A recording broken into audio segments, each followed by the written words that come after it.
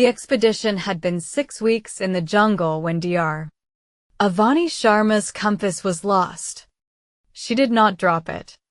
It fell from her belt during a river crossing, striking a submerged rock and shattering before anyone could catch it.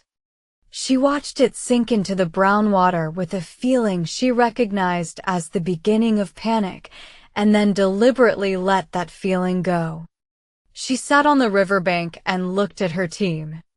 There were 7 of them, a botanist, 2 field researchers, 2 local guides, and her.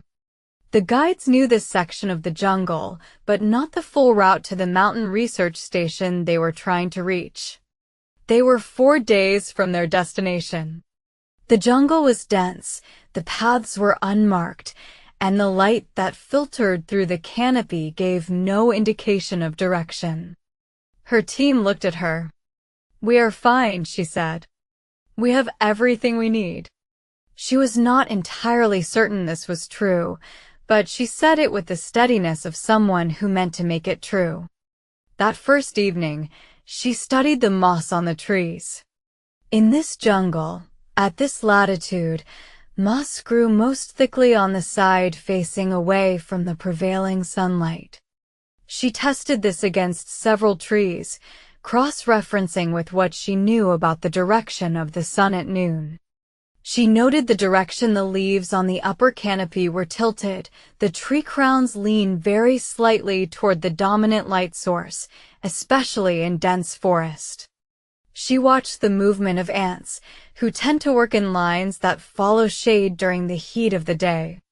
That night, when the canopy thinned enough for her to see a portion of sky, she looked at the stars for 40 minutes and identified the fixed point that never moved. On the morning of the second day, she led her team confidently in what she believed was the correct direction. The botanist was skeptical. The guides were impressed. By afternoon, they found a path they recognized. They reached the research station on the evening of the 4th day, exactly on schedule. A journalist writing about the expedition later asked Avani how she had navigated without instruments through 4 days of dense jungle. She thought about it for a moment and said, "I paid close attention to what was already there. The forest was full of direction. We had simply been relying on a small device to do the noticing for us." She paused. The compass is a tool. Observation is a skill. The tool can be lost. The skill stays. Moral: presence and observation are the most powerful tools we possess because they cannot break, cannot be lost, and grow stronger with every use. Compass.